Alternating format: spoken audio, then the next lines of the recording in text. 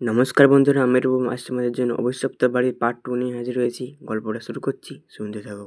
অভিজিৎ ধীরে ধীরে দীপেন আর সুমিতের দিকে এগিয়ে গেল। তার চোখে এখন আর ভয় নেই, বরং একটা অদ্ভুত দৃঢ়তা। দীপেন আর সুমিতের মুখ ফ্যাকাশে হয়ে গিয়েছে, তাদের শরীর কাঁপছে। দীপেন গলা শুকিয়ে বলল, অভিজিৎ, তুই আমাদের বিশ্বাস করছিস তো? অভিজিৎ কোনো উত্তর দিল না। তার চোখে তখনও মালিনীর ছায়া ভাসছে। মালিনী ধীরে ধীরে তার পাশে এসে দাঁড়ালো। তার চোখে যেন শীতল আগুন জ্বলছে। মালিনী ফিসফিস করে বলল, ওদের শাস্তি দাও। ওরা আমাকে নির্মমভাবে হত্যা করেছিল, বিশ্বাসঘাতকতা করেছিল আমার সঙ্গে। ওদের বেঁচে থাকার অধিকার নেই।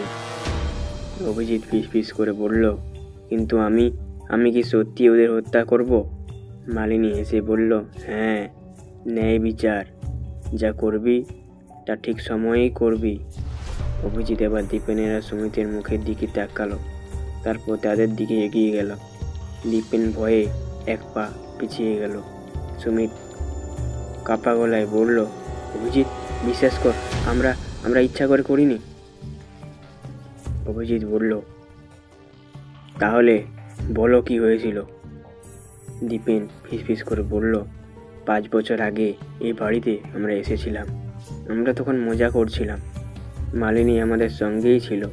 হঠাৎ ও আমাদের কাছে জানতে চাইলো কেন আমরা ওকে এখানে এনেছি। আমরা তখন মজা করতে গিয়ে ওকে ভয় দেখানোর চেষ্টা করেছিলাম, কিন্তু হঠাৎ করে ও সিঁড়ি থেকে পড়ে যায়। ওর মাথা ফেটে যায়। আমরা ভয়ে পালিয়ে যাই এখান থেকে। পরে শুনি ও নাকি মারা গেছে। মালিনীর চোখ লাল হয়ে উঠল, তার কণ্ঠস্বর এবার ভারী হয়ে উঠল। ওরা মিথ্যে কথা বলছে। আমি ওদের বিশ্বাস করেছিলাম, কিন্তু ওরা আমাকে ধাক্কা দিয়ে ফেলে দিয়েছিল। ওরা জানতো আমি মরে যাব, তবুও ওরা আমাকে ফেলে রেখে চলে গিয়েছিল। ওরা কখনো আমাকে সাহায্য করেনি। অভিজিৎ চুপ করে রইল। হঠাৎ করেই তার সামনে দৃশ্যগুলো ভেসে উঠতে লাগলো। মালিনীর রক্তাক্ত অবস্থায় পড়ে আছে মাটিতে। দীপেনের সুমিত ওকে ফেলে রেখে দৌড়ে পালাচ্ছে। মালিনী এবার অভিজিতের কানে কানে বলল, তুমি জানো ওরা কি করেছে, এবার ওদের শাস্তি দাও। অভিজিৎ এবার দীপেনের দিকে এগিয়ে গেল। দীপেন ভয়ে দেওয়ালে সরে গেল। না না অভিজিৎ, প্লিজ, এটা আমাদের ভুল ছিল। অভিজিতের চোখে তখন একটা অদ্ভুত শূন্যতা। সে ফিসফিস করে বলল, ভুলের শাস্তি পেতেই হবে। মালিনী এবার ধীরে ধীরে ভেসে উঠল। তার ছায়া দীপেন আর সুমিতকে ঘিরে ধরল। দীপেন আর সুমিত চিৎকার করে উঠল, না না, বাঁচাও, বাঁচাও, আমাদের বাঁচাও কেউ। হঠাৎ করেই ঘরটা ঘন কালো অন্ধকারে ঢেকে গেল।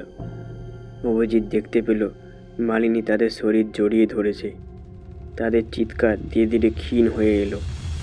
ঘরটা নিস্তব্ধ হয়ে গেল।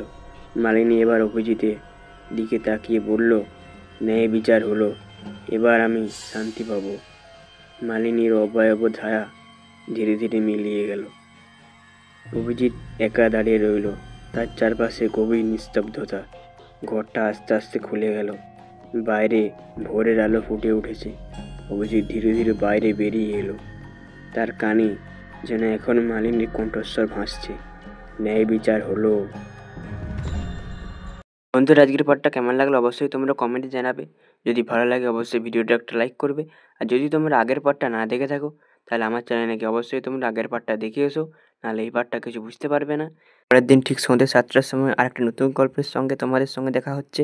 আজকের মতো এতটাই, ধন্যবাদ।